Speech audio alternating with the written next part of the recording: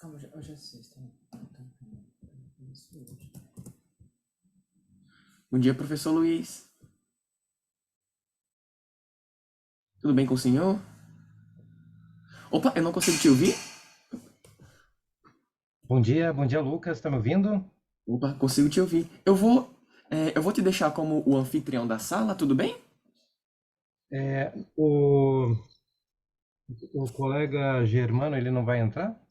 O Germano ele vai entrar, só que aconteceu o seguinte: essa sessão, inicialmente, lá no início do evento, ela estava programada como,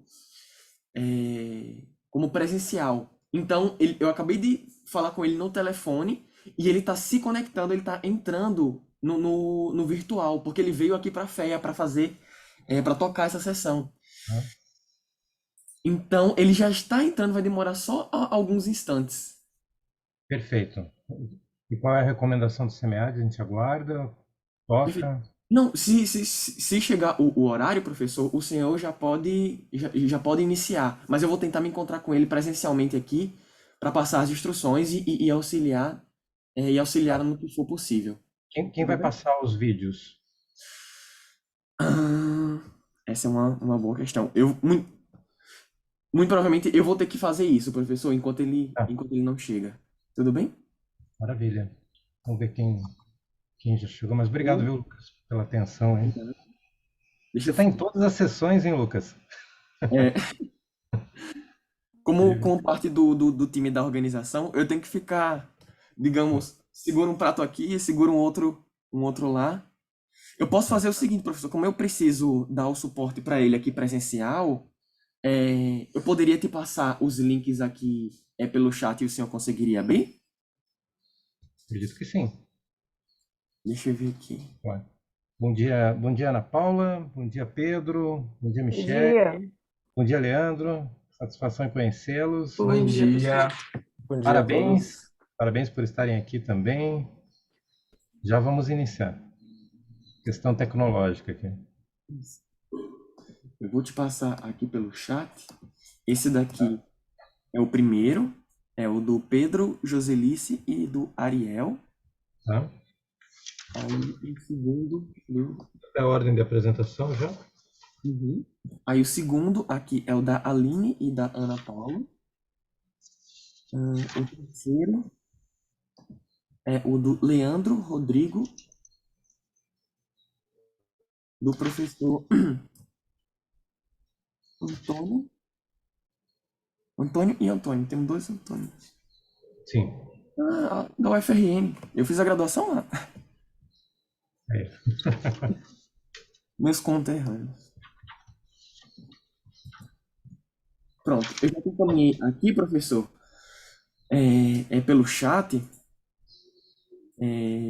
mas eu vou tentar me encontrar com ele aqui presencialmente, tudo bem? Tudo bem, fica à vontade. Então eu vou tocando aqui o processo.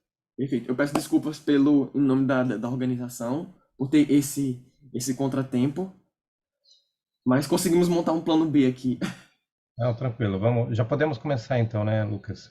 Eu desejo a todos uma boa apresentação e que o seminário seja muito produtivo e consiga agregar o trabalho de vocês. Lucas, eu tenho autorização para poder compartilhar o som e compartilhar a tela, né?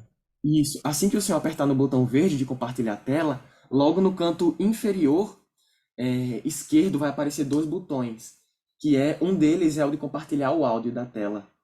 É Aí o que senhor aqui. pode clicar e depois clicar no botão azul, que é o de compartilhar. Tá, perfeito, consegui. Perfeito? Maravilha. Tá, Excelente. joia. Muito obrigado, Obrigado, Lucas. professor. Bom, pessoal, vamos lá então, vamos iniciar o processo, né? Então, área de tecnologia da informação. Bom dia a todos, bom dia a todos. Eu sou o professor Luiz Hernan, sou da Universidade Federal de São Paulo, líder do tema 4, transformação digital e novos negócios digitais. A nossa linha, ela trata basicamente da articulação teórica e prática para promover a questão do conhecimento, promoção de potencialidades de novas tecnologias no processo de transformação digital. Os 4 trabalhos que vão ser apresentados agora no período da manhã, eles trazem justamente essa relação, né, das novas tecnologias em diferentes tipos de estruturas, né, estudos de caso, revisões sistemáticas da literatura, análises críticas, né? São trabalhos bastante interessantes, trazendo como é que as organizações elas vêm se adaptando, conduzindo esses processos aí na sociedade. Alguns trabalhos que apresentaram questões relacionadas com a Covid, né? Momentos pesados, difíceis, em que as instituições tiveram que se readequar a essas novas sistemáticas. Então, a gente vê diversos tipos de instituições, inclusive algumas são, inclusive instituições de ensino superior, né, que trazem essa questão, né, ou que também envolvem questões de redes sociais, e tem trabalhos também que trazem questões de discussão da sociedade, né, como é que a sociedade está vendo esse tipo de situação, né. Então, a gente vai observar que alguns trabalhos vão envolver inovação de produtos diretamente, outros de processos, outros de serviços, né? Modelos de negócio e tecnologias, né? Então, a gente não tem como fugir disso, né? A gente está imerso aí nas novas indústrias, sociedades tecnológicas e revoluções, e a gente vai ver se é revolução mesmo, a evolução da revolução, né? E tem trabalhos interessantes que trazem esse tipo de discussão, né? Então, parabéns a todos vocês que estão participando, né? Então, a gente parabeniza os grupos que vão apresentar os trabalhos, a gente fica muito honrado por vocês terem participado do SEMEAD, especificamente estarem participando aí dessa linha, né? Por terem escolhido essa linha, né? Vocês são os representantes. E a gente agradece a oportunidade de poder discutir, né, esses temas tão relevantes na formação do conhecimento, né. Também agradeço os co-líderes que participaram dessa linha, né. Então, o co-líder internacional, o professor Guilherme Rodrigues Abitia, né, ele infelizmente não pode estar aqui com a gente nesse momento, mas ele é da Raymond Manson School of Business, né, ele participou ativamente aí da parte das revisões e tudo mais do processo, e também da professora Vanessa Itacanambi Pardim, que é a líder adjunta, né? Também agradeço e desejo aí bom dia, né, ao colega aqui que está participando com a gente, o Germano Fenner, né? Prazer em conhecê-lo, não sei se eu já o conheci ou não, mas satisfação, Germano. E eu me sinto honrado aí de tê-lo no processo de debate dessa sessão, né? Se quiser falar algo, Germano, fica à vontade, seu microfone está fechado.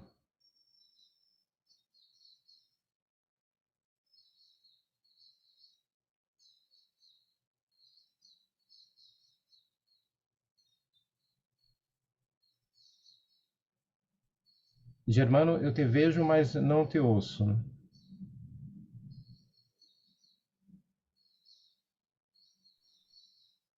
Pessoal, bom dia. Bom dia, Germano.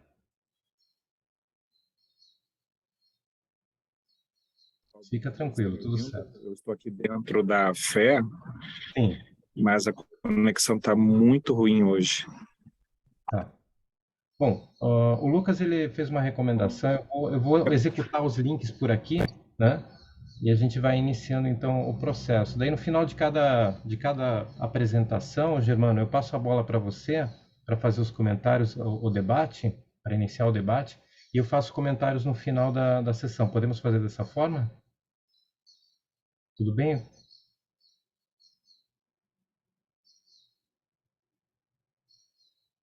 Tá, o Pedro está recomendando aqui desligar o vídeo. Se vocês quiserem desligar o vídeo para melhorar a conexão, fiquem à vontade também, né? Vamos tocar então. A primeira apresentação, só colocar aqui. Primeira apresentação vai ser do Pedro, da Eucelice e do Ariel. Se vocês quiserem deixar a câmera ligada para a gente poder apreciar também e vê-los, né? Fiquem à vontade, tá bom? Eu vou tentar compartilhar. Quem vai apresentar é Pedro? Pedro, você vai apresentar, né? Então tá, vamos ver se dá certo aqui.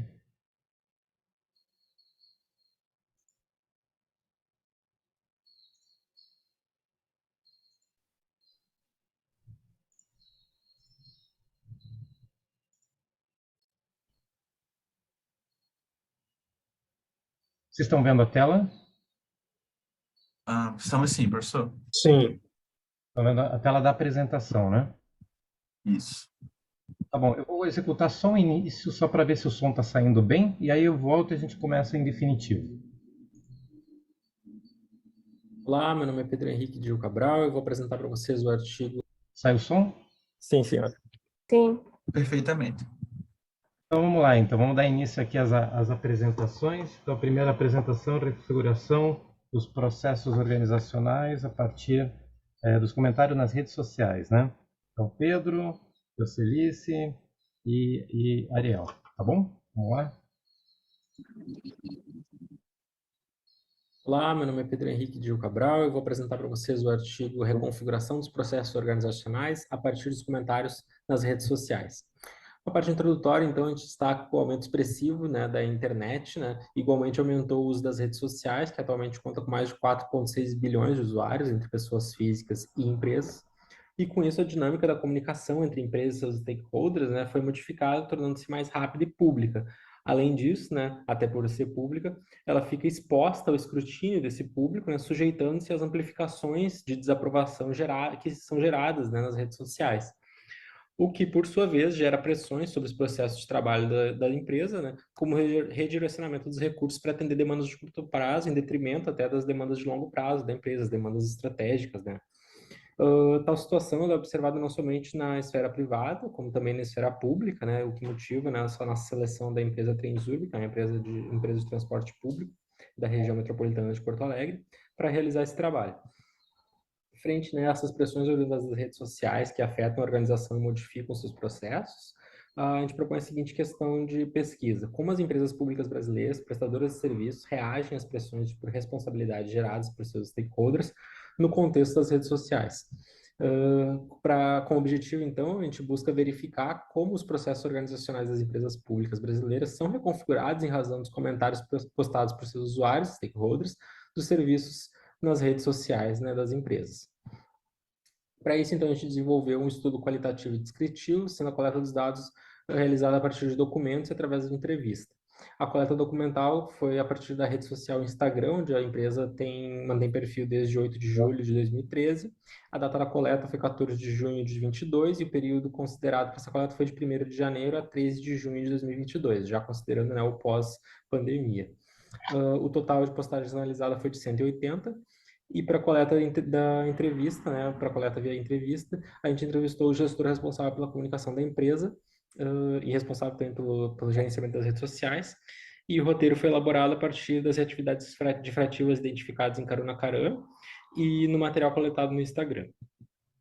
Para análise dos dados, então, a gente identifica essas 180 postagens, dentre as quais 115 têm comentários, e esses comentários podem ser subdivididos, e na verdade essas postagens podem ser subdivididas entre assuntos institucionais e assuntos não institucionais. Essas 115 postagens com comentários, né, resultaram em 564 comentários, os quais também puderam ser classificados entre positivos, negativos e neutros em relação à empresa. Desse total, então, de 564 comentários, 432 deles não tiveram respostas e 135 tiveram respostas da empresa. Só que dentre os 432, né, 41 deles apresentavam a tentativa clara de interação com a empresa, então eles foram incorporados às respostas da empresa, né, no sentido de ser uma não resposta, uma das reatividades diferativas de Karuna Karan, inclusive. Então, foram avaliadas nessas 176 respostas da empresa. Como resultado inicial, então, a gente destaca que quando o assunto era institucional, sobre a atividade fim da empresa, se percebeu uma amplificação dos aspectos negativos, conforme a literatura previa, né, que aconteceria, mas quando o assunto era não institucional, o que se percebeu foi o contrário, uma ampliação dos aspectos positivos. Também foram identificadas 4 novas atividades difrativas, quais sejam responder de forma não padronizada, quando a empresa oferece uma resposta personalizada para o usuário, direcionar para a ferramenta institucional, quando a empresa recomenda ao usuário que utilize uma das suas ferramentas institucionais, como a ouvidoria, interagir de forma não institucional, quando a empresa age, né, responde de forma informal sobre um assunto que não é institucional, e interagir de forma institucional, quando a empresa responde de forma informal, só que sobre um assunto institucional. Entre as principais reações observadas, né, por parte da empresa, a gente destaca que, assim, interagir de forma não institucional, a empresa utiliza, né, a rede social como uma ferramenta de marketing, isso foi confirmado pelo gestor. não responder, né, aquelas 41 respostas, 41 não respostas que a gente identificou anteriormente, quando a empresa recalibra o risco de responder ou não responder, avalia, né, pondera se vale a pena ou não responder e quais as consequências disso. Também apresentar justificativa, quando a empresa primeiro reage de uma forma diferativa, mas no segundo momento incorpora essa reatividade aos processos organizacionais, e que está em linha, né, com responder de forma não padronizada, quando a falta de padrão pode ser motivada pela incipiência dos processos, né, ainda não totalmente estruturados, no sentido de que a empresa primeiro reage de uma forma não padronizada, uma forma diferativa, e depois vai tentando acomodar os seus processos, né, reagindo de uma forma mais convergente, tentando acomodar essas reações, né, para dentro de um processo novo ou de um processo já existente na empresa. E a aparente contradição, né, entre a fala do gestor sobre o redirecionamento dos recursos pode ser inclusive um reforço, né, dessa observação de que a empresa encontra-se num momento intermediário, onde acontecem de fato essas duas atividades, a difrativa, ao choque a empresa reage de alguma forma, e depois convergente, onde essa alguma forma vai se tornando um padrão dentro da empresa ou ainda é direcionada para um padrão já existente, uma ferramenta institucional, por exemplo, a ouvidoria dela. E também a outra reação observada é direcionamento do usuário para ferramentas institucionais, justamente, né, nesse sentido de reatividade convergente, onde a empresa busca acomodar a situação dentro de um processo já estruturado. Para as conclusões, então, a gente destaca essas 4 novas atividades difrativas identificadas, né, além daquelas listadas no Caruna Carol, que representam uma soma, né, teórica nesse sentido. Também que, mesmo no contexto de serviço público, observou-se que as pressões oriundas dos comentários dos usuários de fato impactam os processos organizacionais e criam novos ou reforçam os existentes. Também que as pressões, né, repercutem em redirecionamento do recurso, como recurso de pessoal, né, que a gente conseguiu observar isso pela fala do gestor. Também que inicialmente ocorre uma reatividade difrativa para que depois, né, ela se torne convergente aos processos organizacionais, sejam eles novos ou já existentes. Nesse sentido, de que primeiro ao choque, a empresa precisa reagir de alguma forma, né, então ela reage de uma forma, seja ela qualquer, uma forma difrativa, várias formas possíveis, e só que depois de um tempo, né, acontecendo outros desses impactos, a empresa vai criando um padrão ou direciona isso para dentro de uma ferramenta já institucionalizada, como a ouvidoria. Como contribuições teóricas, então, a gente destaca essa identificação das 4 novas reatividades difrativas, que torna mais clara a dinâmica, né, e também ter tornado mais clara essa dinâmica entre as reatividades difrativa e convergente, como eu expliquei. Também como contribuição prática, a necessidade de um preparo prévio das empresas, né, para o redesenho de seus processos, caso elas desejem utilizar as redes sociais como ferramenta institucional. Como, por exemplo, né, um exemplo desse redesenho é destacar uma equipe focada nas demandas de curto prazo que vão emergir das redes sociais, para que as demandas de longo prazo, né, as demandas estratégicas, não sejam prejudicadas. Aqui, assim, algumas referências utilizadas nessa apresentação, são todas utilizadas no artigo. E, por fim, concluo agradecendo aqui ao público, né, pela audiência. Muito obrigado.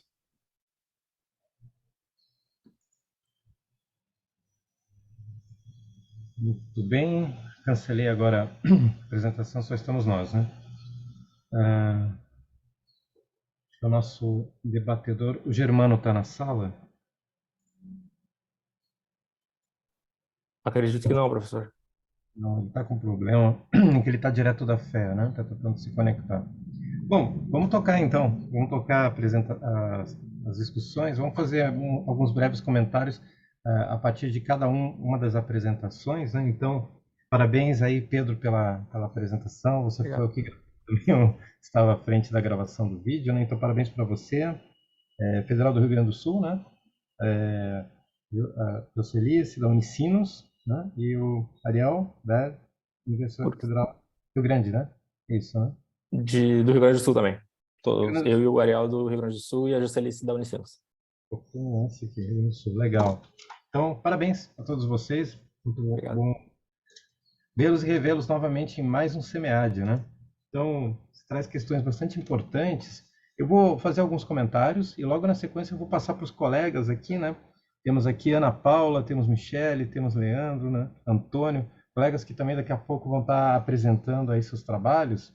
Vamos tentar encontrar alguma forma de sinergia, né? Pensando em transformação digital. E uma delas é justamente que você aborda processos, né? Você aborda a questão de processos e serviços, né? Então, se fala da questão das empresas públicas prestadoras de serviços, né? Então, você aborda essa questão. Redes sociais foram coletados em fontes secundárias, né? Então, 180 postagens, né? Isso, né? Você me ajuda daqui a pouco para falar um pouco mais. E entrevistou um gestor, né? Justamente para abordar essa questão. Então, eu achei super interessante. Você pegou um gestor responsável pelo setor de comunicação da empresa, né? E abordou esse questionário.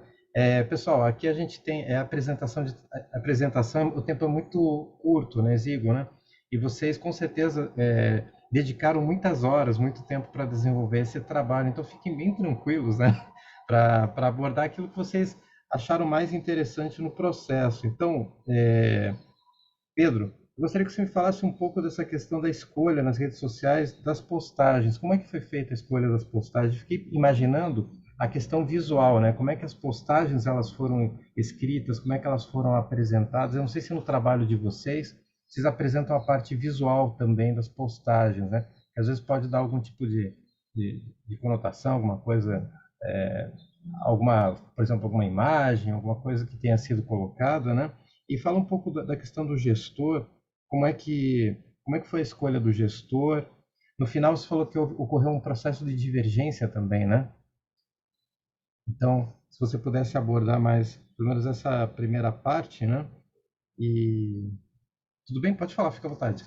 Certo. Não, a questão da escolha das postagens, a gente tentou escolher um período que já fosse relativamente pós-pandêmico, por isso a gente escolhe 1º de janeiro, né, como início, e pega todas as postagens que foram feitas na rede social do Instagram até a data da coleta, e a gente prefere não colocar imagens por causa de alguma questão que pode vir, porque são imagens até construídas pela empresa, né, e a gente não foi atrás de autorização para divulgar essas imagens, então a gente preferiu não utilizar as imagens. E foram analisados daí todos esses 180 comentários. E a escolha desse gestor, ele é realmente o chefe da seção, ele que coordena toda a comunicação da empresa. Então, eu acho que a gente entendeu que ele era a figura mais sabedora, né, de como esse uso da rede social está sendo administrado pela empresa, quais são as intenções da empresa com essa rede social e o que está acontecendo, né, no uso dessa rede social. Por isso, a escolha desse gestor. Perfeito, Pedro. Ó, temos aqui novamente o Germano, conseguiu se conectar. Germano, fica à vontade, você como debatedor, quiser fazer seus questionamentos, fica à vontade. Perfeito. Pessoal, eu peço desculpas, enquanto eu tentava estabilizar a internet, eu acabei perdendo a conexão. Tá? Então, eu vou até me abster de fazer perguntas, eu só queria registrar a qualidade desse trabalho e a relevância do tema. Muito atual, tá? Então, parabéns pelo esforço. É uma coisa muito bacana, uma qualidade que vem agregar a SEMEAD, tá? Então, nesse momento, professor Luiz, eu vou me abster aqui agora que eu finalmente consegui estabelecer minha conexão. É isso. Perfeito. Seja muito bem-vindo, Germano. Fica à vontade. Se você notar que a conexão ficou melhorzinha, você quiser participar da discussão, fazer questionamentos, fica à vontade. Então, eu vou abrir para o público aqui, para a Ana Paula, para a Michele, para o Antônio, para o Leandro, se quiserem fazer alguma pergunta para a equipe do Pedro.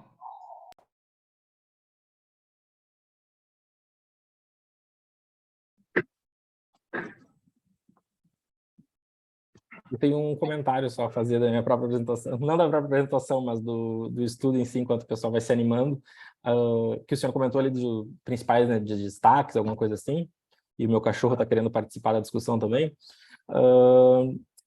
É que acho que a gente baseia bastante do que a gente trabalha ali a partir de Karuna Karana, 2022, que ele está, a Orlikowski está junto, se não me engano, a Orlikowski está junto nesse estudo, né, a parte da sociomaterialidade, então tem uma questão ali da sociomaterialidade bastante forte nesse estudo que a gente se embasa, só que eles se prestam bastante, né, a listar, né, as reatividades que a empresa pode ter, essas reatividades distrativas.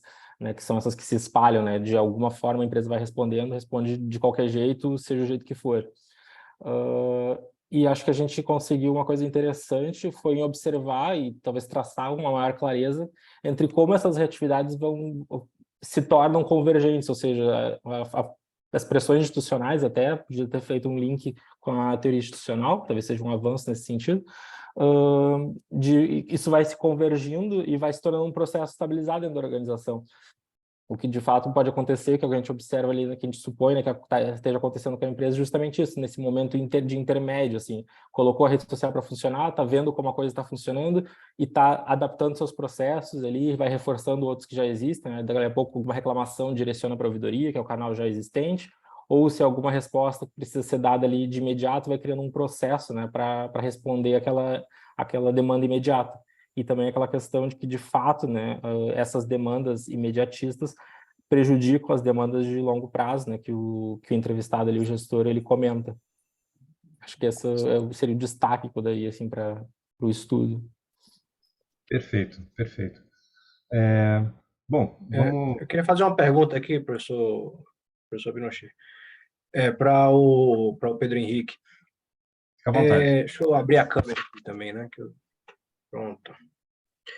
Pedro, vocês usaram algum, que não vi isso no texto, né? Vocês usaram algum software de análise qualitativa, alguma coisa nesse sentido, para fazer análise dos dados?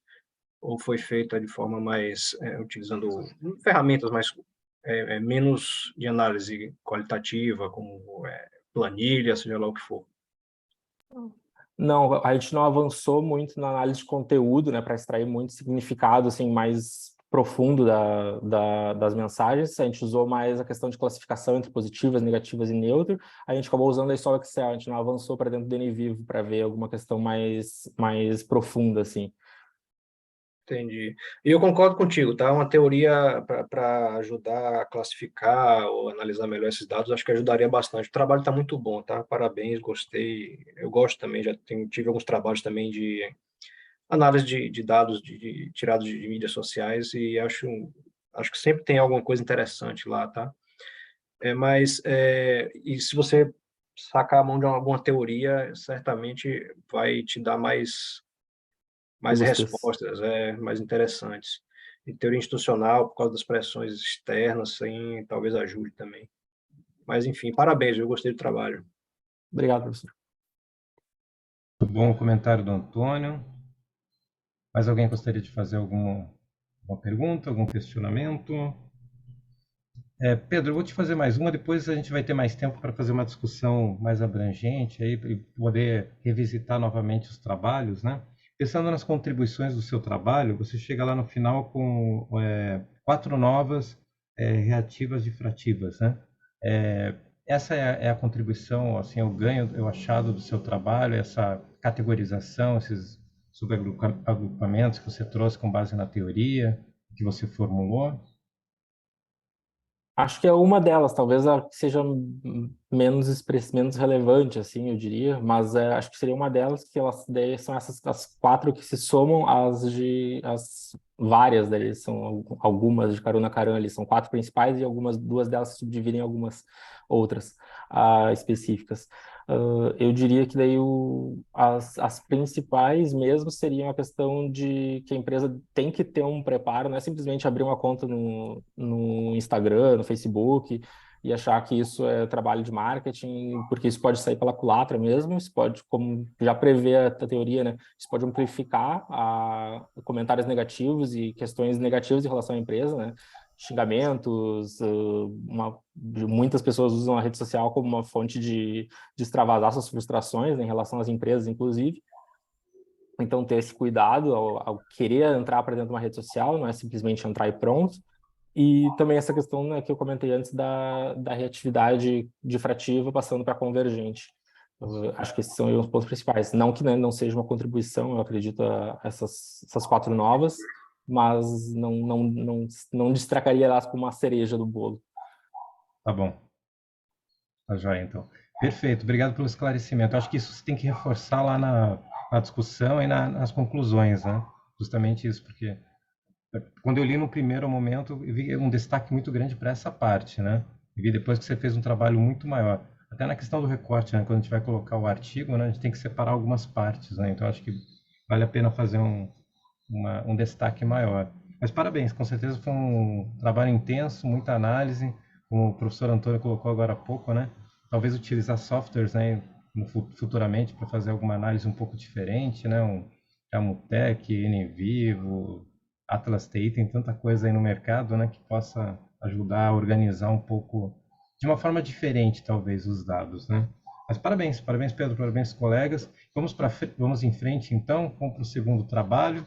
Depois, com certeza, vai sobrar tempo no final para a gente poder voltar às apresentações. Então, segunda apresentação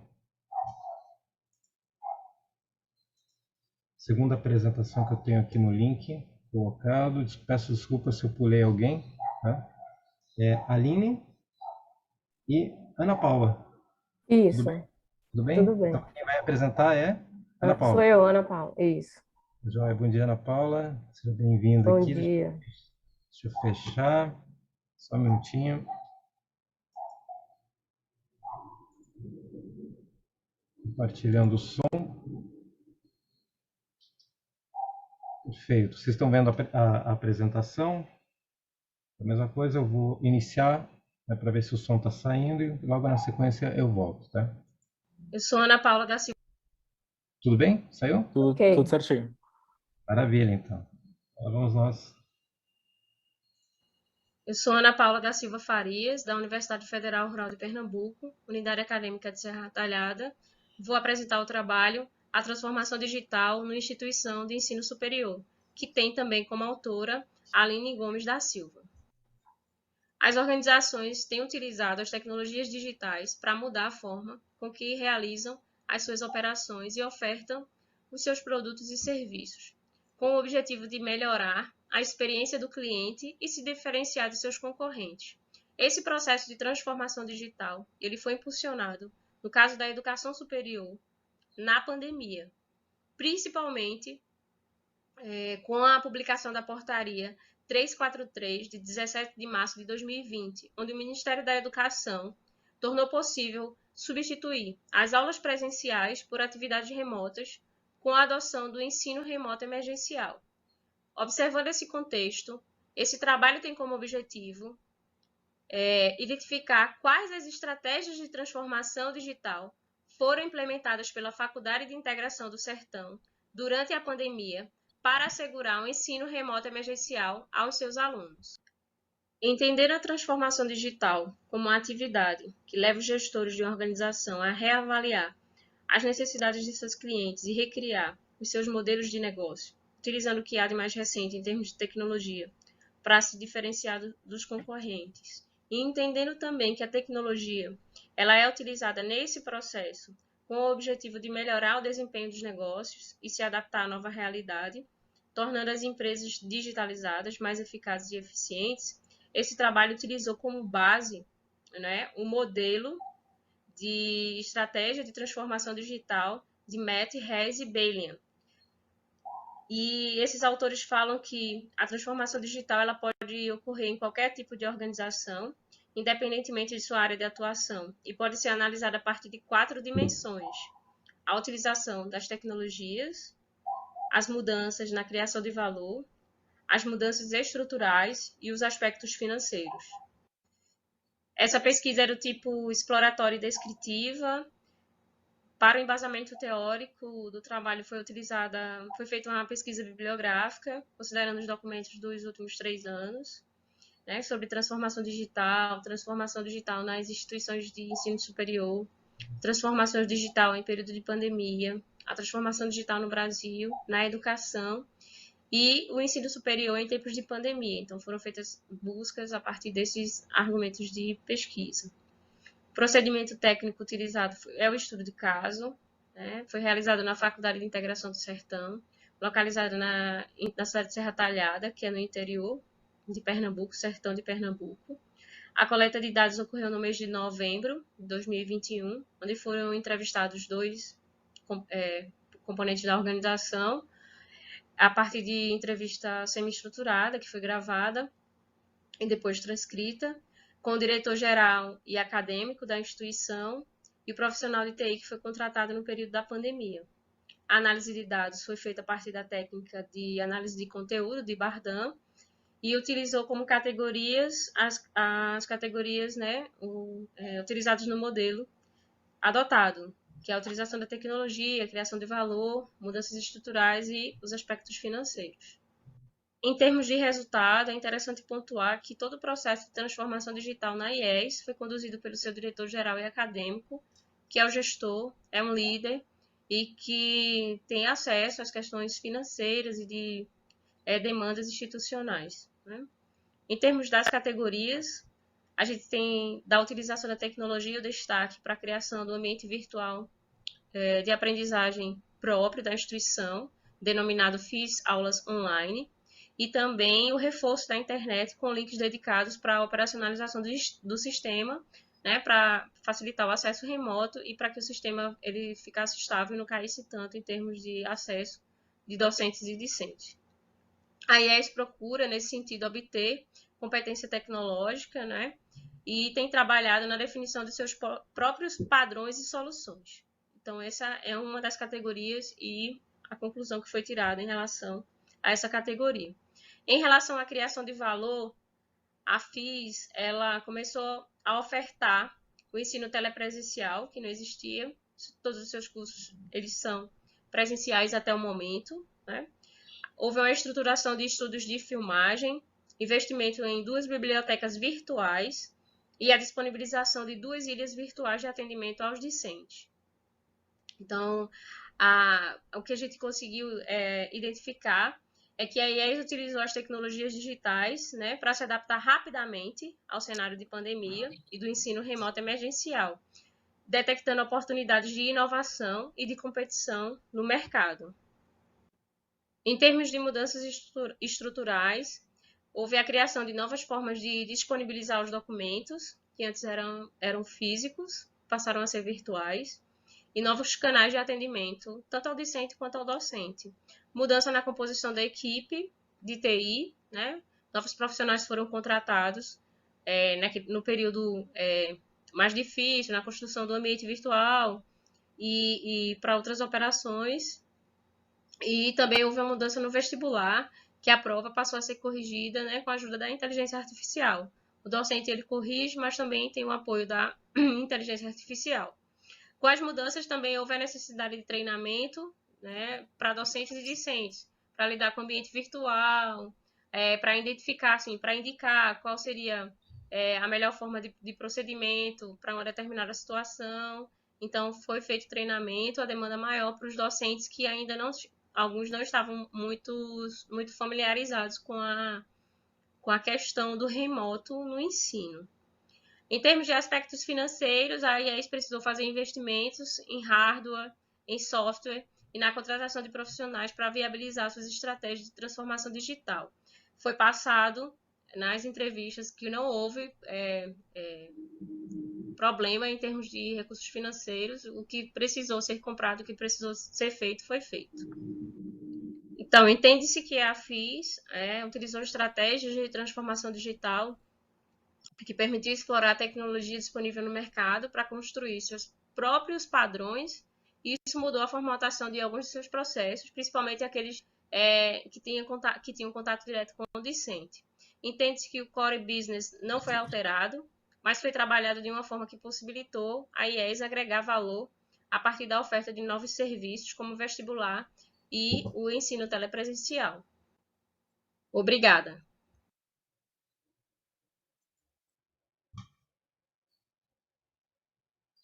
Bom, vamos lá. Muito bem.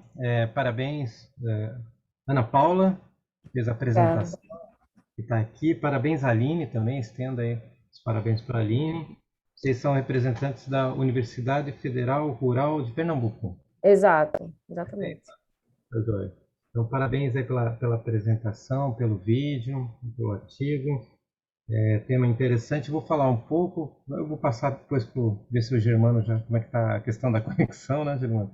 E aí para os demais participantes aqui, colegas da sessão, né? Pô, você traz um tema bastante interessante, né? questão da pandemia, né? Momento de pandemia, né? Como é que a transformação digital ela pode colaborar com as instituições de ensino, né? Eu também estou numa federal, trabalho na Federal de São Paulo, a gente percebeu aí grandes mudanças, momentos em que alunos, professores, toda a estrutura da instituição, os funcionários tiveram que se adaptar, se atualizar, muito se atualizar, aprender coisas novas, novos conhecimentos, né? Para poder lidar com essa realidade, né? Agora a gente está numa outra discussão, né? Discussão O que pós vai ficar, né? O que vai ficar e o que não. exato. Então, eu queria começar por aí lhe perguntando, né? Porque eu acho que o teu trabalho traz aí uma discussão muito interessante, né? Houveram mudanças na área documental, houveram mudanças de contratação de pessoas, houveram diversas mudanças. Uma delas que eu achei interessante que você traz aí na sua apresentação é o uso da inteligência artificial, né? Então, até que ponto a inteligência artificial e a inteligência artificial como uma dessas grandes correntes e tecnologias das novas revoluções, das novas sociedades, que eu acho que a Michelle vai falar daqui a pouco também, né? Como é que isso está inserido dentro desses novos paradigmas, né? Atribuir também para a máquina, né? Esse poder cognitivo, até que ponto esse poder cognitivo realmente existia, né? Da inteligência. Então, me fala um pouco dessas principais mudanças, né? Documentos, pessoas, estruturas, como é que foi lidar com todas essas mudanças, né? Primeiro ponto do questionamento é esse, Ana Paula. E parabéns aí pelo artigo. Obrigada. Veja só, aqui a gente tem, aqui no Sertão, algumas instituições, né? Tem a federal e tem algumas instituições particulares. Essa faculdade onde a gente fez o trabalho, ela é uma instituição já desde 2008, né? Então já tem um tempo. E aí eles cresceram, né? E no período de pandemia, eles conseguiram passar somente uma semana sem aula. Então, esse foi o start da gente ir lá e perguntar como eles conseguiram fazer isso, né? Já que em outras instituições a gente teve um tempo maior em relação também à questão dos alunos. Então, foram essas a curiosidade inicial do trabalho. Então, houve uma preocupação do gestor, coincidiu deles também já estarem com um projeto para o ensino à distância, então eles já tinham conhecimento de algumas coisas, de algumas plataformas, e foi mais fácil fazer o desenvolvimento do que eles acham que é a cereja do bolo deles, que é o próprio ambiente virtual de aprendizagem, onde os alunos eles já estão mais acostumados, né, a lidar com aquele ambiente, com o nome da instituição, então eles conseguiram fazer isso, essa mudança, né, inicial, contratar pessoas para a área de tecnologia, que havia uma resistência, porque é uma instituição que tem outros sócios, e aí são 14 sócios, e um diretor-geral que responde a esses sócios. Então, havia uma resistência em termos de aplicação de tecnologia, de trazer coisas mais novas para a instituição, dos processos digitais que tiveram que ocorrer, né, de atendimento ao discente, que não existia antes, era tudo presencial, assinatura de documento, pedir o histórico, pedir um comprovante de matrícula, tudo isso era feito de forma presencial e passou a ser a partir de instrumentos digitais.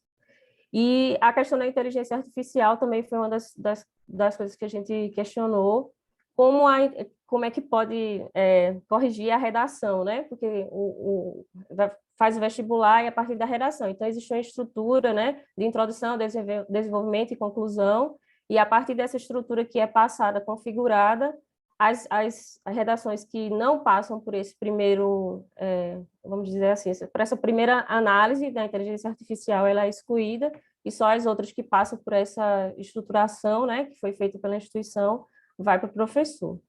Então, teve essa questão da adoção de novas tecnologias para, acho que, agilizar o processo de inserção de alunos, que é uma dificuldade das instituições particulares, né, prospectar mais alunos, mudanças nos processos que antes eram físicos, a partir de documentos, né, e exigia a presencialidade, e hoje não mais, consegue fazer tudo isso, o ambiente virtual de aprendizagem, uma equipe nova de TI, de sistema de informação, toda a parte de equipamentos físicos foi comprado, né, devido a essa necessidade, e a ideia de que o telepresencial ele vai prosseguir.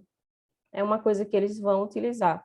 E eu tenho feito avaliação pelo INEP e tenho notado que diversas instituições particulares têm utilizado o telepresencial e, às vezes, até confundindo o telepresencial com EAD.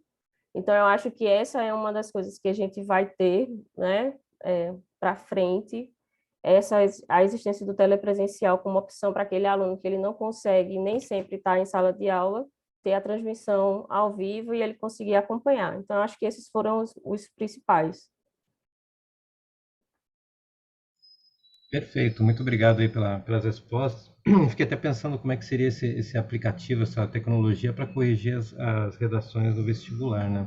Você deve gerar uma inquietação, né? Imagine o candidato sabendo que quem está avaliando a sua redação é uma inteligência artificial e não um professor, né? Então, quais critérios, características, como alimentar essa inteligência artificial, né? Então, fiquei bem Já é a nossa próxima produção. É justamente isso, porque a gente também ficou com essa dúvida. para onde estamos caminhando, né? Porque a gente começa a delegar tanta coisa para as tecnologias, né? A gente começa a ficar preocupado. Daqui a pouco as inteligências artificiais estão fazendo artigo também, né? É. Será que chegaremos nisso, né? Então, mas muito legal, Ana, a discussão. Eu vou passar a palavra aqui para o grupo, né? Eu tenho algumas outras questões aqui que eu tinha anotado, mas vamos ver o que o grupo tem a contribuir também. Germano, fica à vontade, se quiser, se estabeleceu a conexão, fica à vontade. Eu queria só fazer uma pergunta. Vocês comentaram na cidade de Serra Talhada, e fisicamente eu estou perto de vocês porque eu moro em Petrolina, tá bom? Mas a minha pergunta... exato. Mas a minha pergunta é o seguinte, depois que terminou a pandemia, eu acho que tem aquela dúvida se volta ou não presencial, tem muita gente indo para o híbrido, tem gente que quer ficar definitivo no online.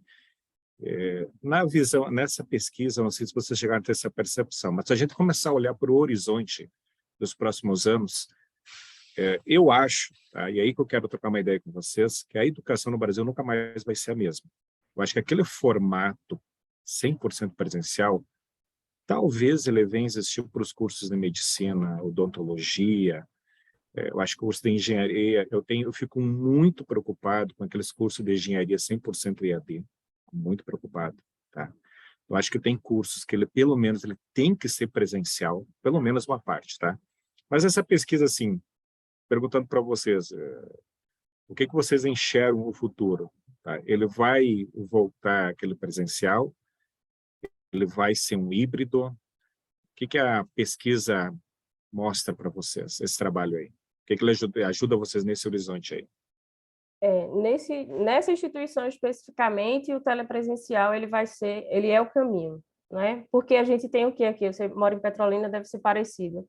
A gente tem uma instituição e tem cidades circunvizinhas. Então, os alunos eles vêm, né? Às vezes de ônibus, das prefeituras. Então, nem sempre eles podem ter o acesso todos os dias à sala de aula.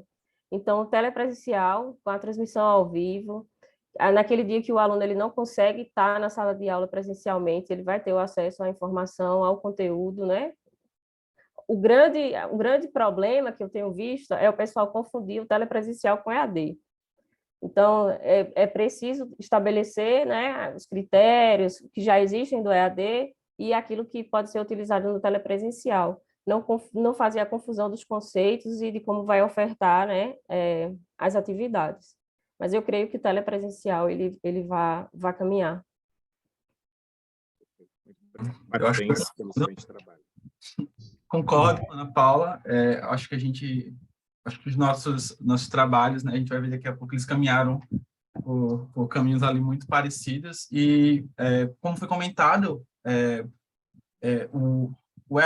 não é AD, né, mas o ensino remoto, que ele é síncrono, ele traz algumas preocupações, ele traz algumas questões, mas ele também traz muitas facilitações, né? Inclusive, é uma preocupação que não se limita somente aos docentes, às instituições de ensino, mas também aos próprios alunos, né? Porque muitos acabam não se enxergando estudando de maneira remota, às vezes acabam se encontrando ali muita dificuldade. Eu acho que a pandemia e a necessidade de adaptação das instituições de ensino ao ensino remoto acho que trouxe uma outra visão para a gente. Acho que a gente começou a enxergar de fato como funcionaria, as potencialidades, as facilidades que isso traria para a gente. Isso possibilita, né? Isso faz com que a gente passe a ter um olhar um pouco diferente para esse processo e acaba aceitando um pouco mais. Acho que é um movimento que ele já vinha acontecendo, e eu acho que em algum momento a gente ia combinar nisso, mas a pandemia acabou dando essa acelerada, e eu acho que mesmo pós-pandemia,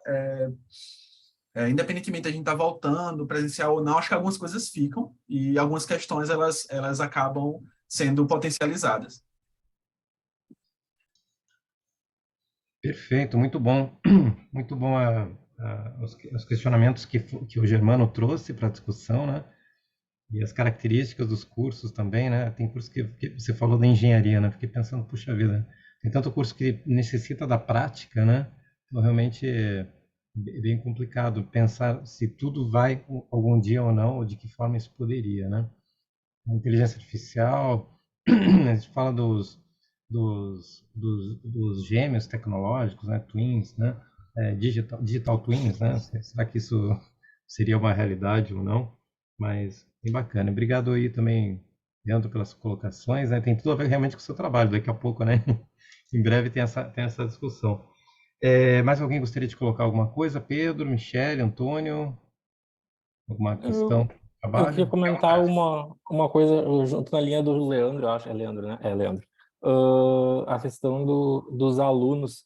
Tu comentaste agora, Ana Paula, falaste em uma semana na tua apresentação. Isso foi a Universidade Federal que levou uma semana para já implementar tudo? Ou Não, não, essa é foi a outra universidade? instituição. Foi Essa é a outra, instituição certo. que a gente fez o estudo. Ah, perfeito. Não, porque você falou em uma semana, eu pensei em confundir com a Federal.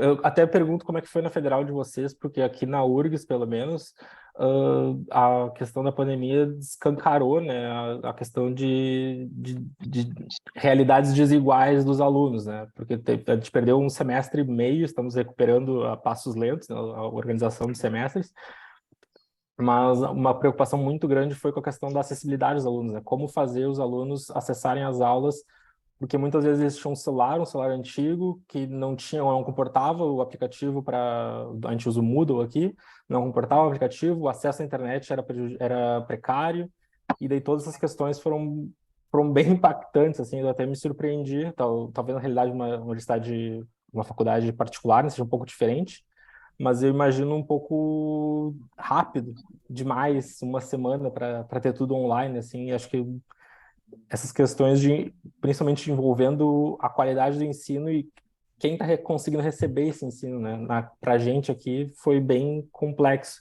Eu queria saber um pouquinho só como é que foi na Federal de vocês, se teve tanto problema assim.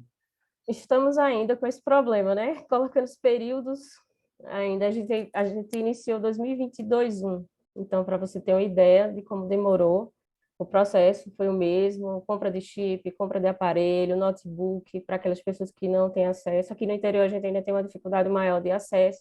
Existem muitas pessoas que estão em sítios que não têm a internet, então ainda é mais complicado. Então, quando conseguiu todo mundo se adequar, é que a gente iniciou as aulas, quer dizer, a maior parte, né? E aí a gente trabalhou com as aulas assíncronas. Eu particularmente não usei o AVA da instituição. A gente tem o Google, né? Utilizou o Google Sala de Aula, que facilitava o acesso dos alunos, o acesso aos materiais. Então, eu acho que as instituições públicas todas foram nesse mesmo caminho de tentar, né, diminuir essas desigualdades que a gente identificou, principalmente de acesso. Perfeito. Obrigado. Perfeito, muito bom. Mais alguém gostaria de colocar alguma coisa? Não? A gente vai ter um tempo no final também para discussão, né? Então a gente pode voltar. Então, tem algumas outras questões anotadas aqui, a gente volta no final da apresentação, então. Vamos para a terceira apresentação. Parabéns, viu, Ana? Parabéns. Obrigada. Para a terceira apresentação, que está aqui colocada. Olá. Terceira apresentação, adoção de TI e transformação digital no trabalho docente diante da pandemia da Covid-19, justamente do Leandro, Rodrigo, Antônio Eduardo e Antônio Carlos. Isso aí. Vou colocar aqui.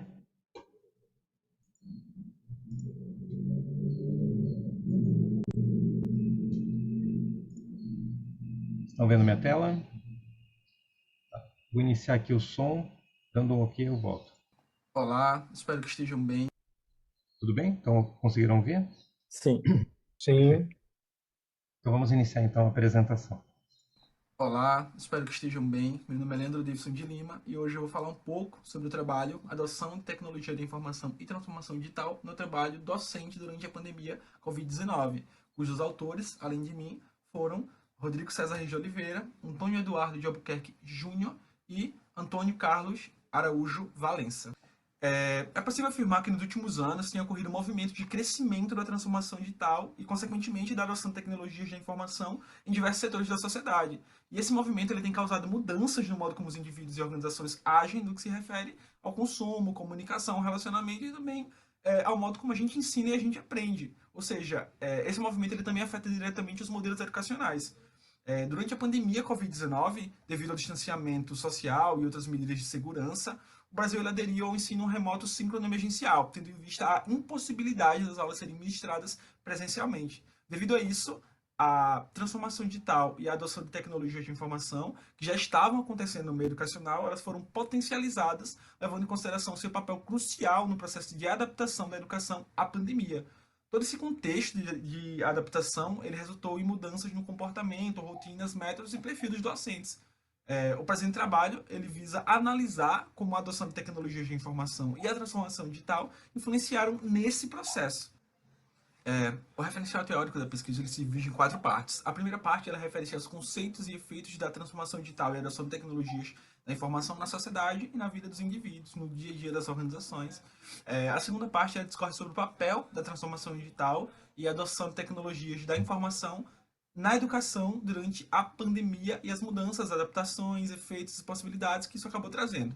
A terceira parte, ela fala sobre os desafios da adoção de tecnologias de informação e da transformação digital no trabalho docente durante a pandemia. E por fim, a quarta parte do referencial teórico, ela se refere ao quadro analítico com as dimensões, subdimensões e indicadores da pesquisa, feito com base nos trabalhos dos autores que fundamentaram essa pesquisa. Falando agora de metodologia, a presente pesquisa ela se caracteriza como descritiva exploratória e tem uma abordagem qualitativa. A amostra ela foi composta por 9 docentes, 3 de administração, 3 de ciências contábeis e 3 de ciências econômicas, todos docentes da FEAC UFAL, Faculdade de Economia, Administração e Contabilidade. A coleta de dados ela foi feita através de um instrumento de pesquisa que é um roteiro semi-estruturado, através de uma entrevista. Os pré-testes eles foram realizados com professores de outras universidades, um de uma universidade federal e 2 de universidades privadas, e o roteiro de entrevista ele passou pela avaliação de 5 doutores especialistas. As entrevistas elas foram gravadas e transcritas. O roteiro semi-estruturado ele foi subdividido em 3 dimensões, sendo elas docente, adoção de tecnologias de informação e transformação digital, baseando-se no quadro de indicadores, no qual ele foi inspirado, foi baseado, e o método de tratamento e análise de conteúdo empregado nesse trabalho foi o sugerido por Bardan em 2011. Bom, no que se refere aos resultados, eu analisei o perfil da amostra e, posteriormente, as respostas das perguntas do roteiro de entrevista, levando em consideração que foi respondido nas perguntas das dimensões do quadro de indicadores. Como pode-se observar no quadro, a maioria dos docentes entrevistados são do gênero masculino, tem pelo menos 40 anos de idade e mais de 10 anos como docentes da UFAL, ensinando nos cursos presenciais de graduação e ou nos cursos de mestrado. Bom, em relação às perguntas feitas na dimensão docente, ficou evidenciado que pouco nem o treinamento prévio para lidar com o ensino remoto foi dado aos professores. Os entrevistados, em sua maioria, eles acreditam estar no nível médio de capacidade de uso de tecnologias de informação para dar aulas.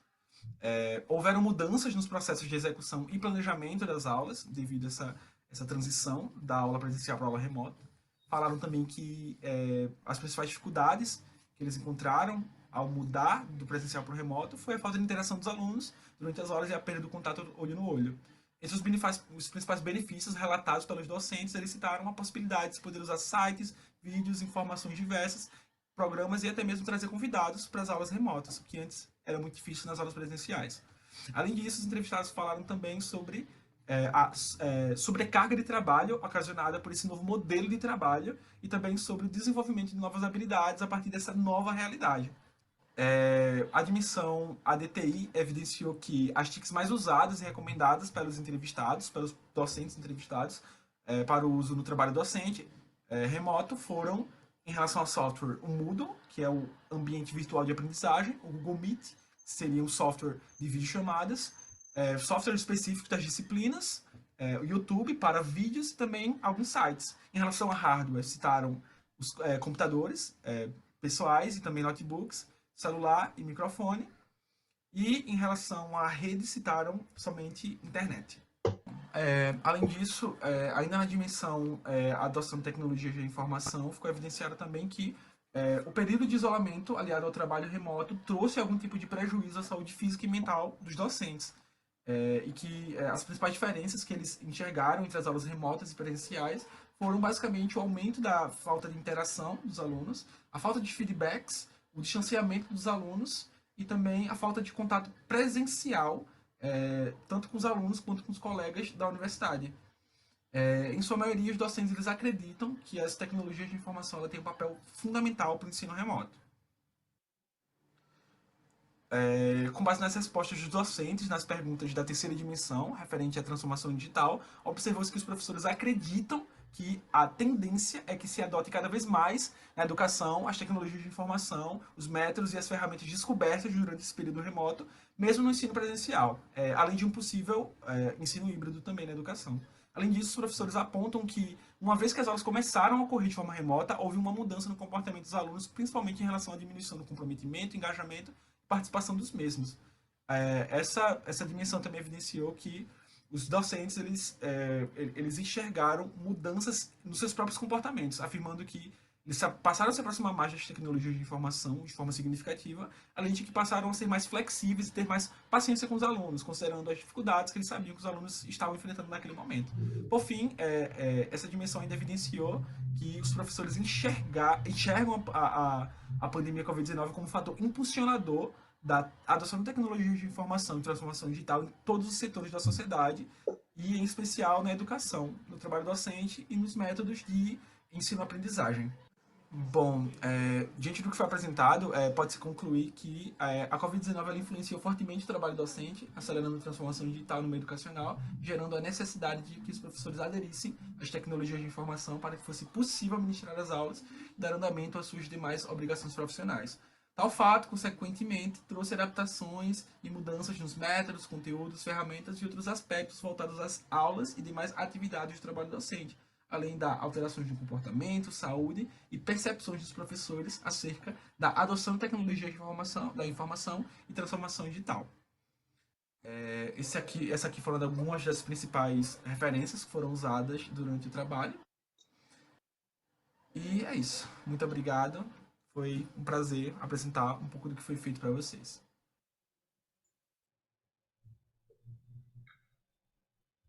Muito bem, vamos lá então, terceiro trabalho, os representantes do terceiro trabalho aqui, o trabalho do Leandro, do Rodrigo, Antônio Eduardo, Antônio Carlos. Temos aqui na sala o Leandro e o Antônio Eduardo. É isso, né? Então sejam muito bem-vindos, parabéns pelo trabalho, excelente trabalho, traz uma discussão necessária, né? Eu acho que muitos trabalhos caminham para o lado de estudar o aluno, né? As necessidades, aspectos que o aluno espera, a expectativa do aprendizado, a questão da formação e tal. Eu acho que existem poucos os trabalhos que tratam a questão do professor, né? Então, eu acho que vocês escolheram um posicionamento, um lado de estudo, e isso também quero perguntar para vocês se há uma intenção futura de continuar o estudo, ou se já foi feito e é outro trabalho também, né? Pensando também nos alunos. Mas eu acho que foi muito, muito feliz a escolha de vocês trazerem esse aspecto, essa análise da visão do professor, até porque é o professor que cria as condições, né? Cria as oportunidades, cria assim, a forma como a coisa vai ser trabalhada, né? Então, é muito interessante da maneira que vocês trouxeram, né? Professores sendo exigidos, nós somos da área de tecnologia, até de certa forma, deveríamos ter mais facilidade para isso, né? Espero que sim, né? Mas a gente vê outras áreas que têm muito mais dificuldade para poder transformar, né, os seus conteúdos, a forma de ensino, para trazer justamente um processo remoto, né? Então, síncrono, etc.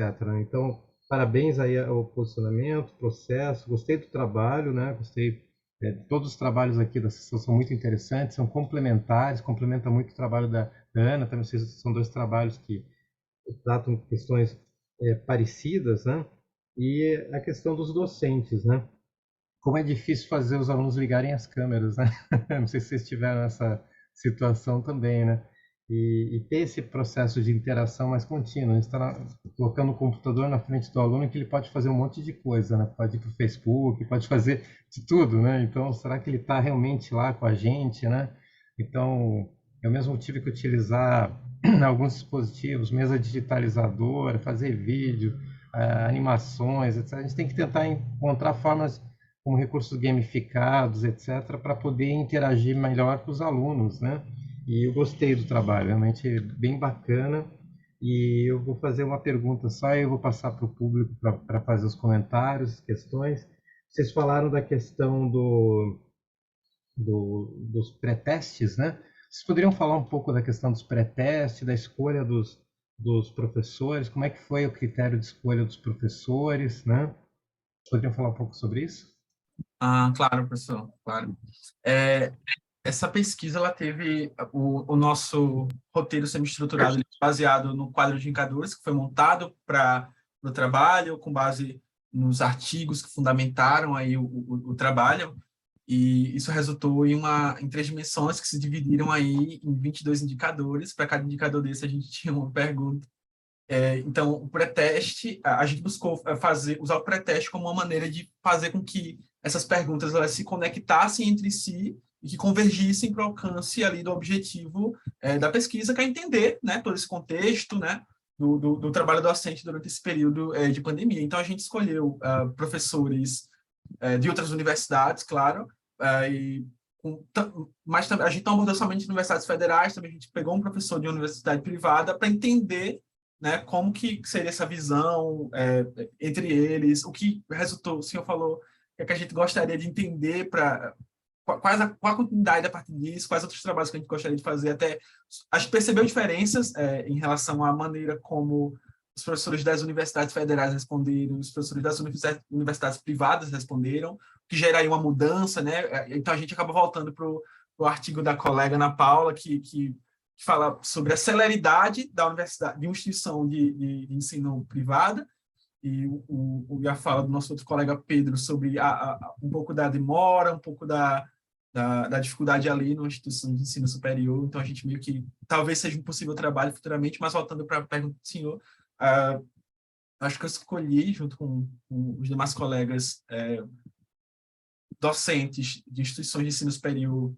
pela proximidade, né, ali com o público-alvo de fato da pesquisa, que são os docentes da FEAC, e a gente buscou separar entre instituições de ensino privada e instituições de ensino pública para meio que pegar essa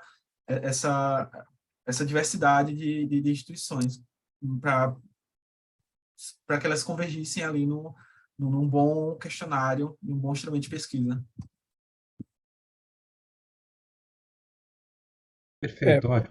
Professor Luiz, eu queria acrescentar umas informações a mais aí sobre esse trabalho. O professor Rodrigo, que orientou o Leandro Davidson nesse trabalho, ele é um parceiro antigo meu, né, de pesquisa, e eu tive a oportunidade de participar de um congresso acadêmico de iniciação científica, onde esse trabalho de Leandro estava inscrito, e ele foi premiado, né, um trabalho premiado no congresso acadêmico da UFAL. Então, é um trabalho que eu valorizo muito, e como eu participei também da avaliação do trabalho, das contribuições, o Rodrigo me chamou para participar também aí da elaboração desse artigo, tá? Então, ele tem várias questões aí que ele deixa em aberto. Se você for olhar a parte de discussão do trabalho, em cada uma daquelas dimensões, cada subdimensão daquela, não sei como fala subdimensão, vamos falar assim, cada parte, subdivisão das dimensões, você tem ali, você abre um leque de opções. Você perguntou se pretendia se fazer isso, né? Aí, na realidade, essa bola está com o próprio Leandro, né? Que eu não sei o que é que ele vai fazer daqui para frente, mas eu acho que quando um trabalho é bem avaliado, um trabalho de iniciação científica é bem avaliado, a gente dá vontade de empurrar o aluno, né, para pesquisa, né, professor? Realmente, eu acho bacana isso, tá? Então, ele tem aí cada subcategoria, pronto, a palavra veio agora à mente, cada subcategoria daquela de análise dele, ali você faz uma pesquisa diferente, né? É muita coisa ali, que o leque de opções, o bom de um trabalho exploratório é isso, né? Um leque de opções que abriu para o Leandro, que eu não sei o que ele vai fazer da vida daqui para diante, mas para o Leandro, até para o professor Rodrigo também, é muita coisa que ele pode fazer aí, tá? Então, eu acho que o trabalho tem um futuro e é um trabalho de qualidade de um aluno de graduação de PIBIC, né? Então, acho que tem sim, tem um futuro, ele dá para ir muito longe ainda, aí, fazendo, explorando, se quiser caminhar nessa área. Muito bom, parabéns, viu, Leandro? Parabéns, Antônio também, Antônio Eduardo, que veio aqui. E o professor, né? Professor Antônio. Professor Antônio, Isso. parabéns, viu, pelo processo de orientação, pela condução do trabalho do Leandro, porque eu entendi, O o Leandro... orientador dele foi o professor Rodrigo, né? Eu e o Antônio Carlos somos colegas de Rodrigo. O Antônio Carlos foi orientando de Rodrigo também em PIBIC, hoje é professor, e eu fui colega de Rodrigo no doutorado. Fomos Ah, orientados por Hernani Marques. sim. Aí fomos colegas em 2015. Aí eu sempre trabalhei com o Rodrigo, sempre tive uma interação muito boa com ele, então a gente acaba fazendo trabalhos, várias publicações, trabalhos em conjunto. Eu não tenho aluno de PIBIC em orientação comigo, assim, então ele sempre tem, então ele consegue, eu acho que é uma capacidade dele, de conseguir pegar bons alunos e orientar bons alunos. Com Ele certeza. tem esse feeling aí de perceber uma possibilidade, e me chama, às vezes me chama para ajudar, para trabalhar com ele. Mas eu acho interessante essa capacidade dele e os resultados, né, dos artigos, dos trabalhos que eles andam produzindo. Né? Perfeito. Então, assim, eu nem conheço o Leandro pessoalmente, né? E o Antônio Carlos também, que é coautor, também eu trabalho com o Antônio Carlos já tem não sei lá, uns 7 anos já, mas eu não conheço ele pessoalmente. Então, a transformação digital veio, né? Vem vindo, vem acontecendo e agora veio de vez, né? Como os trabalhos mostram, aí veio aceleradamente. Com certeza. Mas parabéns para vocês, parabéns, Leandro, pelo trabalho de iniciação científica, né? Então tem um grande valor aqui no evento, né? A gente vê trabalhos de diversas origens, né? De pesquisa, de projetos de pesquisa, financiados ou não, de pós-doutorado, doutorado, mestrado, e é muito rico e é muito bonito ver trabalhos de graduação, trabalhos de alunos que estão fazendo iniciação científica e já tem essa vocação, já está no DNA do aluno, né? E sendo bem orientado aí pelos professores, né, professor Antônio. Manda um abraço para o Rodrigo, eu conheço também, o Hernani também. Grande abraço para eles, né, estendo. E vamos em frente, parabéns. Germano, quer fazer um questionamento, alguma pergunta? Olha, eu gostei porque vocês mexeram numa dor que eu acho que todo mundo que é professor tem, tá? E essa dor, ela existia muito pouco, mas ela ficou bem aguda a partir de março de 2021. 2020, e quando começou a pandemia. Então tem aquela situação que já está dando aula, já não sabe o que o aluno está fazendo do outro lado. Foi muito bem observado pelo professor Luiz, já não sabe se o aluno está assistindo, se ele está fazendo outra coisa. Nós tivemos situações que a gente estava tendo um congresso, a gente não pôde liberar a gravação, porque lá no meio do congresso a pessoa habilitou a câmera e estava de roupa íntima. Tá? Sem querer habilitou a câmera, né? Então, o que eu quero dizer, assim, eu acho que bem breve, muito breve, a gente vai ter que descobrir recursos, e aí eu acho que eu daria como uma continuidade do trabalho de vocês, tá?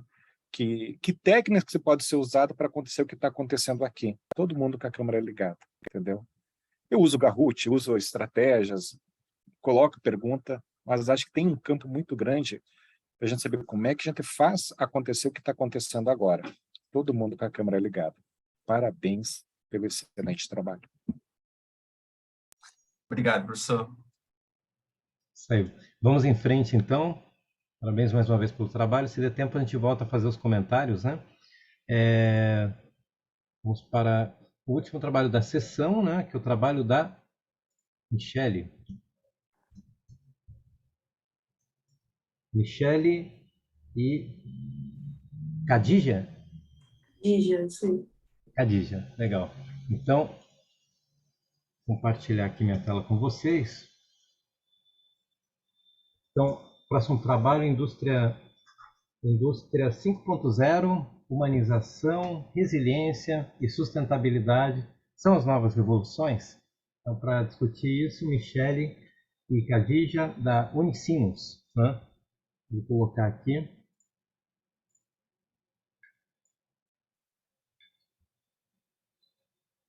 Estão vendo a tela? Vou colocar um pouquinho do som só para ver se está saindo bem. Olá, sejam todos e todas muito bem-vindos. Perfeito. Voltando. Agora em definitivo. Olá, sejam todos e todas muito bem-vindas. Eu me chamo Michele Sotti, sou da Universidade do Vale do Rio dos Sinos, da Unicinos. O artigo que eu apresento hoje foi desenvolvido por mim e pela professora Khadija Faquim, da mesma instituição.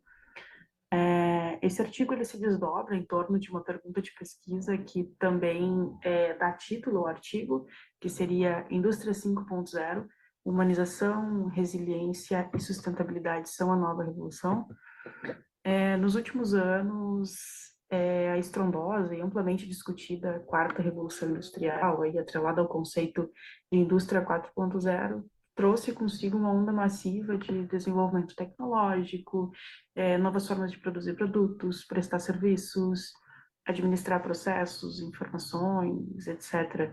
Esse fenômeno, que para quem não conhece, nasceu no governo alemão através de um projeto para integrar a indústria de manufatura através de tecnologias inovadoras, acabou se expandindo para diversos outros setores. A gente já vê aí termos como agricultura 4.0, varejo 4.0, serviços 4.0, etc. E, enfim, esse termo ele acabou se expandindo através do desenvolvimento de negócios digitais, da automatização de processos, da criação de plataformas digitais.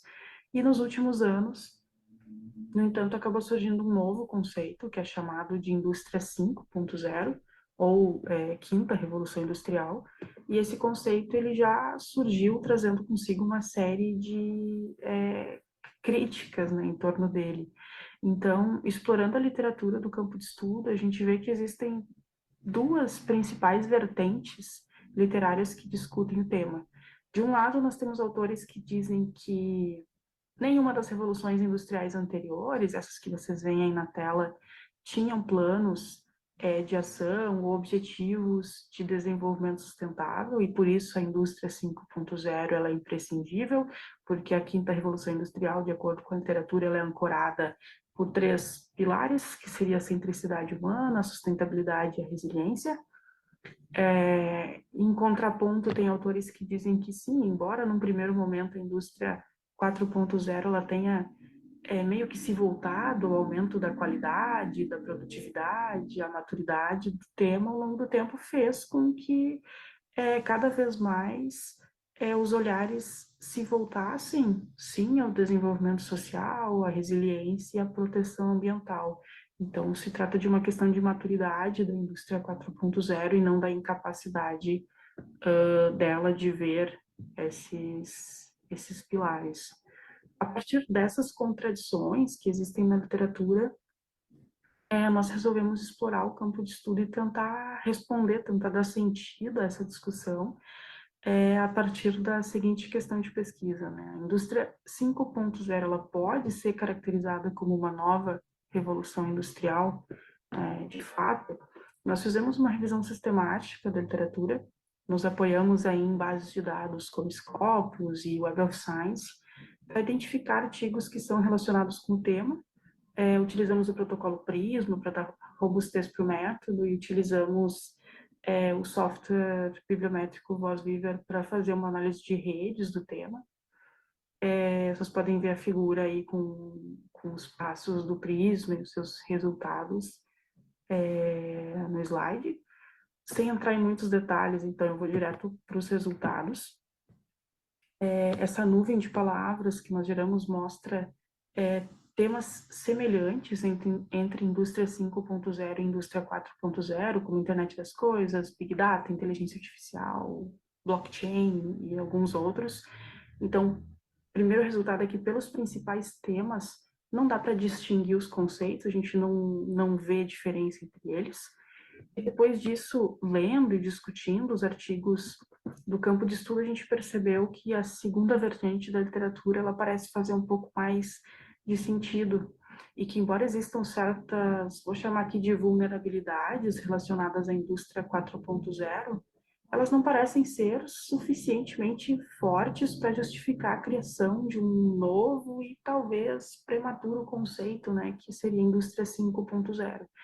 Porque essa transição para uma nova revolução, ela precisa ou precisaria ter um caráter mais sistêmico e precisaria ser justificada pelos efeitos que é capaz de trazer aos mercados, aos negócios, à cultura, etc. Com isso em mente, nós criamos, então, duas proposições. A primeira, como vocês podem ver aí na tela, né? A primeira ela é voltada à sustentabilidade e à centricidade humana. Nós acreditamos que existem capacidades organizacionais e objetivos organizacionais que são capazes de fazer, de mediar a sustentabilidade, né, e a centricidade nas organizações, não necessitando, assim, de uma nova revolução. E a segunda é no que tange a resiliência discutida na indústria 5.0. Mais uma vez, acreditamos que existam recursos de resiliência, a gente cita aí KPIs, estratégias de redundância, que quando incorporadas no contexto da indústria 4.0, são capazes de torná-la resiliente, sem, mais uma vez, então, a necessidade de criar esse novo conceito de indústria 5.0. Nós discutimos isso em maior profundidade no artigo, caso alguém aí tenha interesse pelo tema e queira conversar sobre. Concluindo, então, dado o tempo, nós entendemos que a indústria 4.0 e a indústria 5.0, elas não são opostas, nem geracionais, e que esses pilares, a sustentabilidade, a resiliência, a simplicidade humana, que seriam os pilares da indústria 5.0, eles são pilares fundamentais em todas as organizações e são, inclusive, discutidos há muitas décadas, né, na literatura e na prática. E não parece haver, então, a necessidade do surgimento de um conceito para que sejam abordados ou que sejam difundidos nas organizações. Eu deixo aqui as referências utilizadas nessa apresentação, deixo o meu muito obrigada e fico à disposição.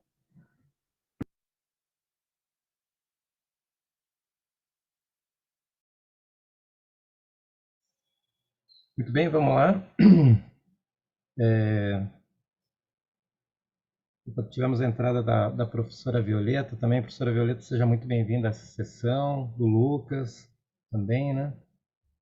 Então, vamos dar continuidade, então, ao processo da última apresentação agora pela manhã, né?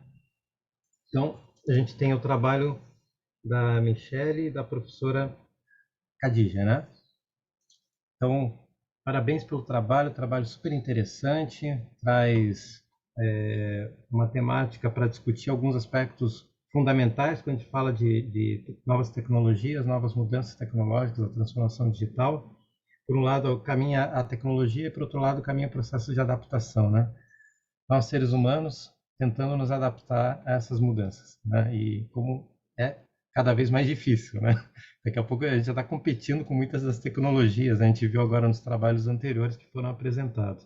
Então, você traz 3 temas extremamente relevantes, né? Para a atualidade, que eu acho que deve, como vocês bem colocaram nas recomendações, os resultados finais, continuar por algum tempo, isso é fato, né? Então, humanização, né? Como a gente precisa de aspectos humanos, né, para serem trabalhados no uso dessas tecnologias, né?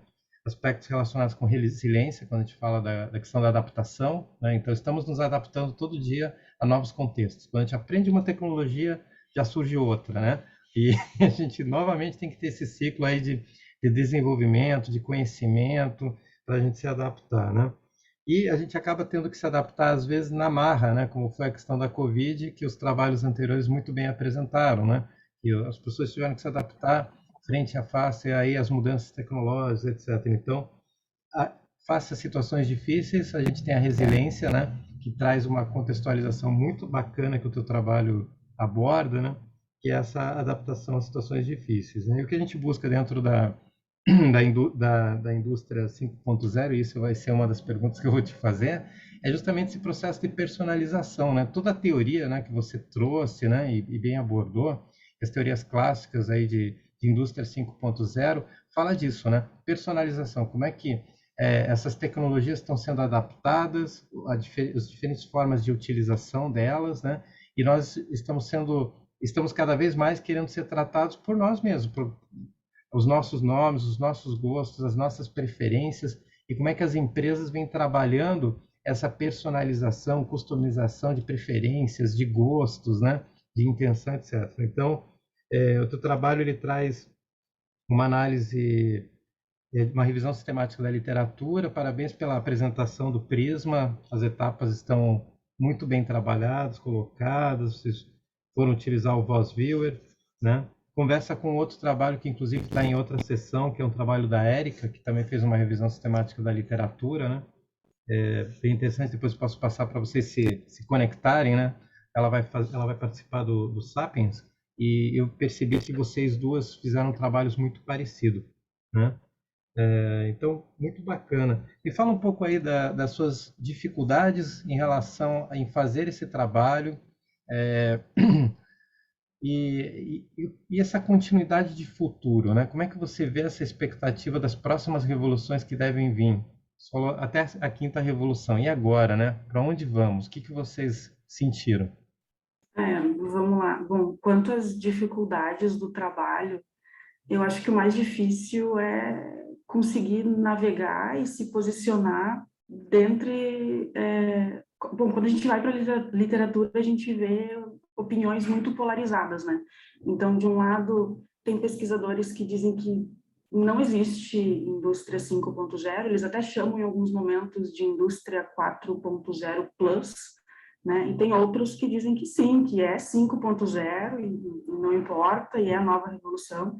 Então, eu acho que se posicionar e conseguir justificar o porquê ser ou não ser uma nova revolução foi o mais difícil, né? Conseguir comparar todos esses trabalhos foi difícil, acho que exigiu muita discussão, assim, para conseguir se posicionar mesmo.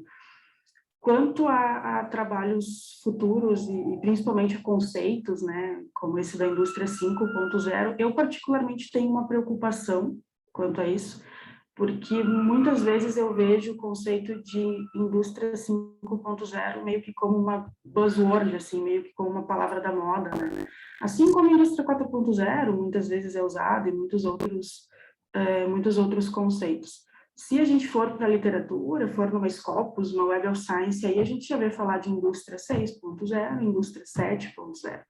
Então, eu me preocupo até que ponto isso realmente é uma transformação que está acontecendo ou é uma necessidade desesperada, talvez, de estar publicando, de estar sendo o primeiro a citar determinado conceito, para talvez, quando de fato acontecer uma nova revolução, eu ser citado e estar presente ali. Não sei se te respondi, mas... Vamos abrir aqui para o Germano, que é o nosso debatedor oficial. Depois, na sequência, ver se a gente tem mais tempo para outras perguntas dos colegas, né? Germano, por favor, fique à vontade. Bom, pessoal, eu vou resumir aí. Assim, eu acho que o povo está tão perdido nesse negócio de 4.0, tá? É 4.0 para tudo, né? E esse dia eu estava lá em Fortaleza, na Secretaria de Segurança Pública, eles também têm já uma ideia lá do policial 4.0. E agora a gente vê a indústria 5.0, tá? E algumas divergências, 4 ou 5, né? Então, fica essa dúvida aí, né? 4 ou 5. Eu só acho isso interessante, né, que o pessoal está correndo para se atualizar no 4 e aí já tem o 5. Agora, Michelle, eu só fiquei em dúvida, foi um comentário seu durante a apresentação, que você falou estratégia de redundância. Tá? Então, na sua fala, pessoal, aplicar uma estratégia de redundância. O que seria essa estratégia de redundância, no caso do trabalho de vocês?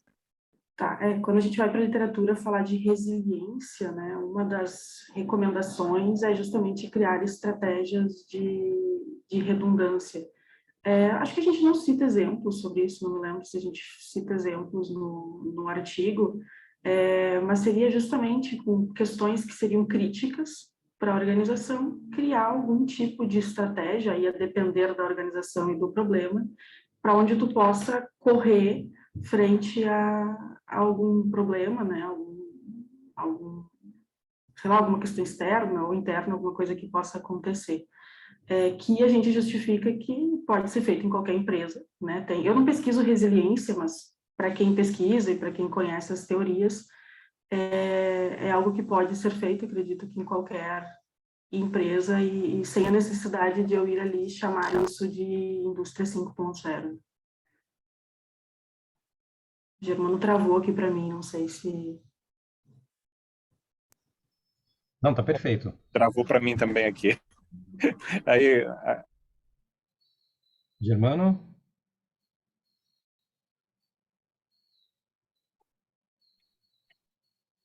Acho que travou, É a Germano. indústria 5.0 aí dando problema, gente.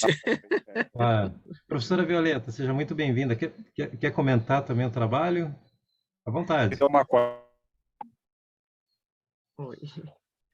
Não, desculpa, eu cheguei atrasado que eu estava em outra sessão, né? Mas acho que essa discussão de tecnologia é aquilo, quando a gente mal aprende uma, já tem outra entrando. Então, acho que é um dos grandes desafios da nossa área, né? Eu falo, todos os livros que eu usei na época que eu estava estudando já não valem mais. Então, esse é um processo de aprendizado contínuo, como a gente fala, né? Acho que isso que a gente chama que é melhoria contínua, a gente tem que sempre melhorar, né? Mas daí, o que eu acho, assim, a dificuldade que nós temos é justamente conseguir ajustar isso para nossas vidas, né? Para a forma como a gente trabalha, porque até pelo evento que está acontecendo, gente, por mais que seja híbrido, nada como o presencial, né? Então, por mais que a tecnologia esteja aí das mais diversas formas, acho que a gente tem que, às vezes, que fazer uma revisitação ao nosso tradicional, né? Então, assim, a gente tem que conseguir evoluir com a tecnologia, mas entender como ela pode melhorar as nossas vidas, né? Porque a gente quer se tornar mais eficiente e esquecendo de outras partes, né? Então, acho que é mais isso, muito mais uma reflexão, mas parabéns pelo trabalho, a gente não pode parar, daqui a pouco a gente vai estar, espero, né, discutindo indústria 7.0, 10.0, né? Mas sempre tentando voltar aí um pouco e entender o quanto realmente essa tecnologia é necessária da forma como está vindo, né? Mas é isso, parabéns pelo trabalho. Obrigada. Muito bom. Agradeço aí as colocações da professora Violeta. Professor Luiz, Antônio. na verdade, só complementando isso que a Michelle falou, né, sobre a redundância, a resiliência, isso é muito comum, né, quem é da área de computação mesmo, que é o meu caso, né, de infraestrutura, que a gente ter sistemas redundantes para poder ter uma recuperação mais fácil na ocorrência de algum desastre ou alguma perda, uma catástrofe que danifique o sistema de informação, a infraestrutura da organização, né? Aí você pensa em ter redundâncias, tem sistemas redundantes, servidores redundantes, redes redundantes, para poder dar justamente essa capacidade de resiliência, que é a possibilidade da organização se reerguer, voltar a funcionar na ocorrência de um evento, uma catástrofe, alguma coisa que interfira, que impeça seu funcionamento normal inicialmente. É isso aí, perfeito. Bom, 10 horas eu estou vendo aqui. Lucas, você me ajuda, por favor? Eu acho que a gente está encerrando a sessão, né? A gente está chegando no finalzinho. Foi uma grande satisfação, viu, poder acompanhar o trabalho de vocês, né?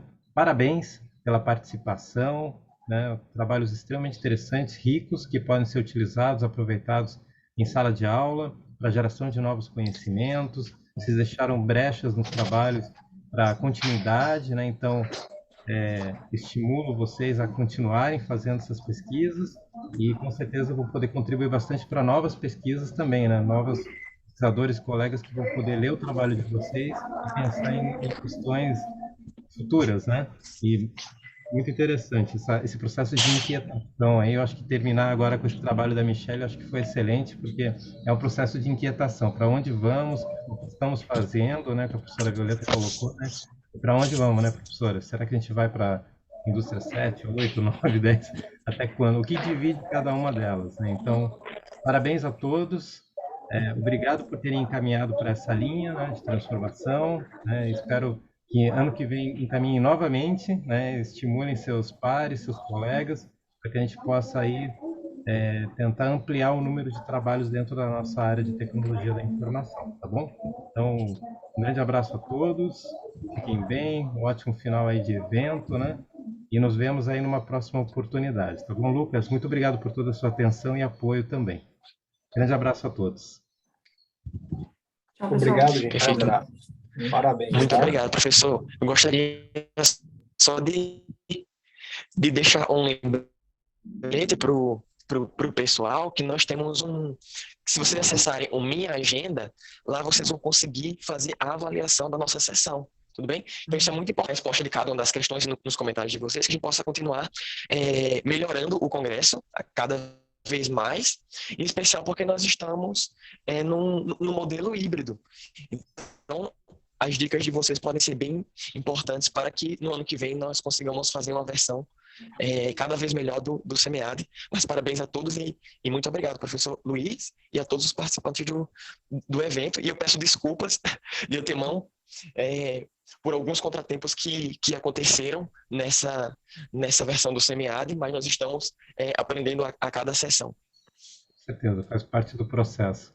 Tá joia, pessoal. Um grande abraço a todos, fica o contato, qualquer coisa fica à disposição. Um grande abraço para todos. Tchau, tchau, pessoal. Tchau. Tchau.